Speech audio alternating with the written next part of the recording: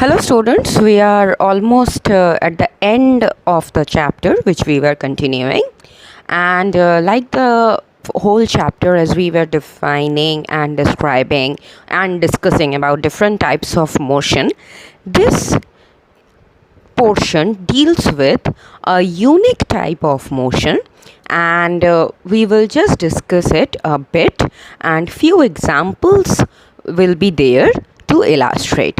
The portion is uniform circular motion.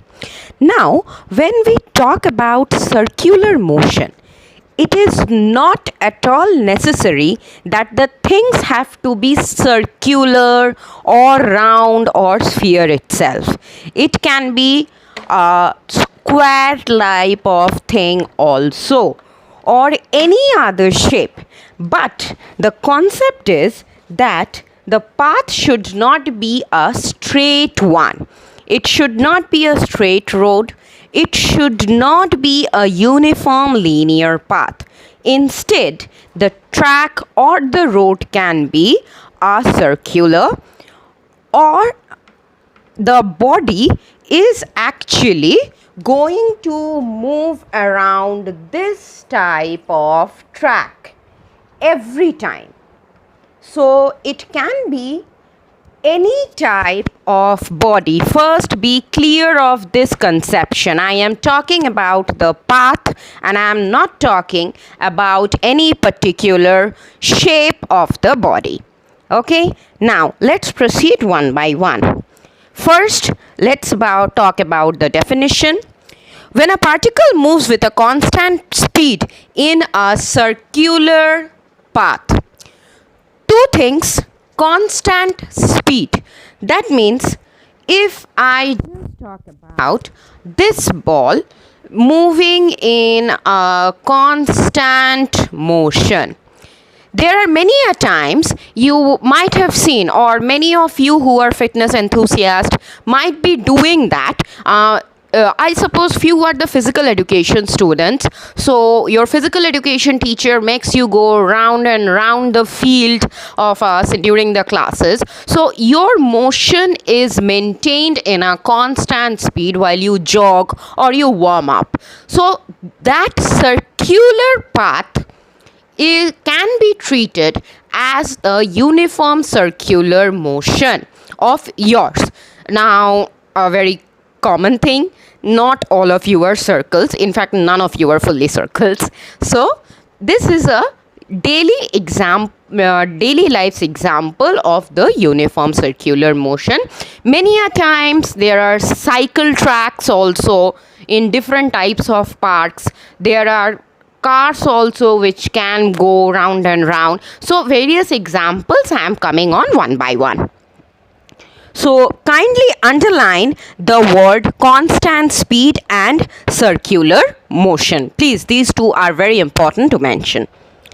In such a motion, a particle travels equal distances in equal intervals of time. Now, equal distances in equal intervals of time. For example, if I take this scale and I just talk about this body, so that means 1 inch travel, as an example I am giving, 1 inch travel, 1 second.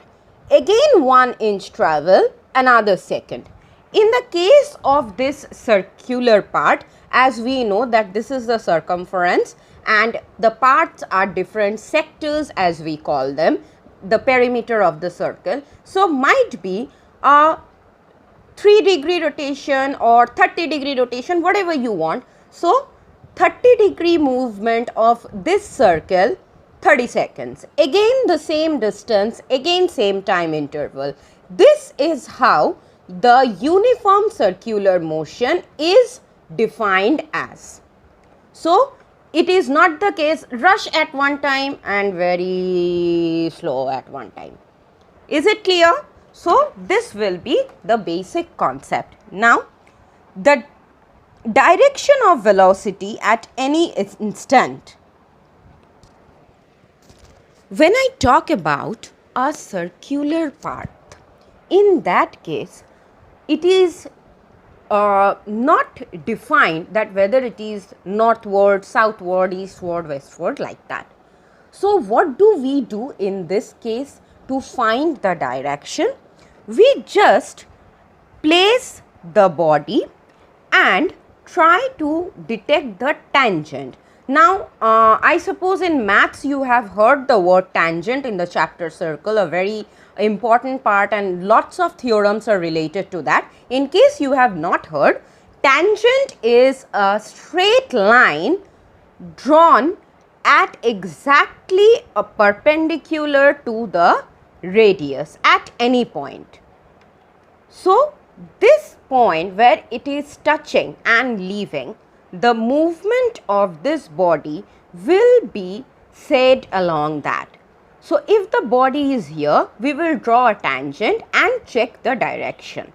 And also, since the body is already moving, then we can understand whether it is a clockwise motion or an anti-clockwise motion. Repetitively, it has been told before in many of the classes. So, it will be easier to find this direction. Now comes for uniform circular motion, as the body is displaced at every single interval in a different place. So, in that case, the tangent is also going to be changed. That means if this is one point, then again this will be another point, this will be another point, and again this will be another point. So, every time the direction of the body is changing. Speed is constant, direction is changing. So, the outcome is velocity changes at every single point.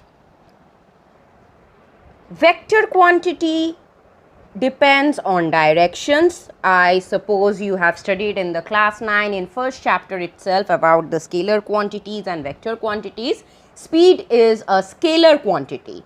So, speed remains constant, might be 5 meter per second, 10 meter per second every instant. But since the direction of the tangent is changing at every instant, so therefore the velocity is changing.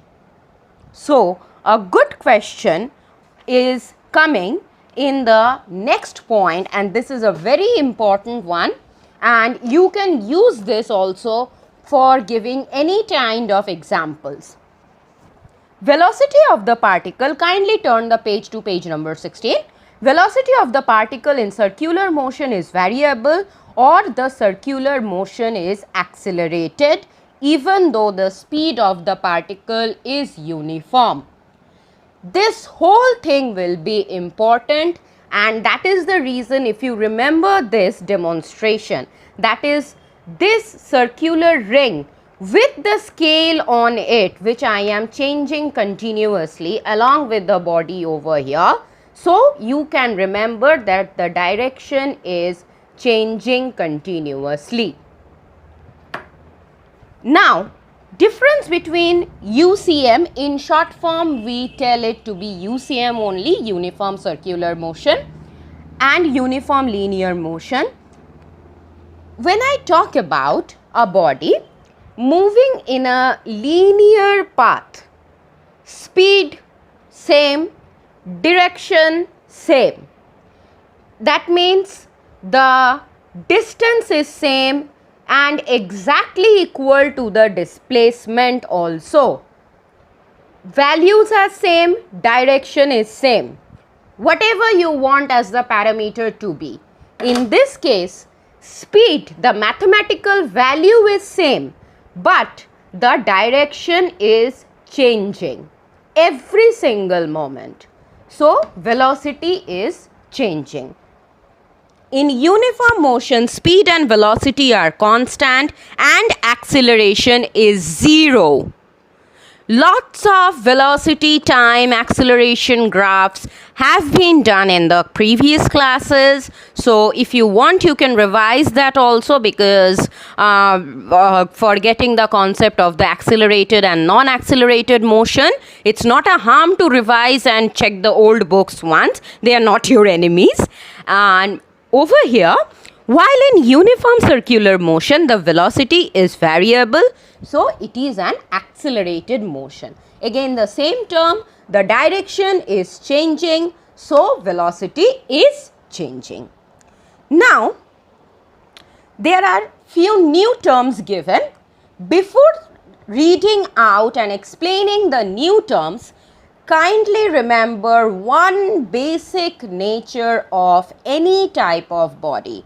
Whether it be a body like this, whether it be a body like this, whether it be a body like me or you. Everybody has mass. I have a huge one, I accept. But other than mass, there is also a property which is inertia. That means the body continues to be in the state of rest or in the state of motion unless and until acted by any other external force. You have studied it various times. Now, why I am telling this? Because in the new terms, it is very much required. Let's see how. First, the centripetal.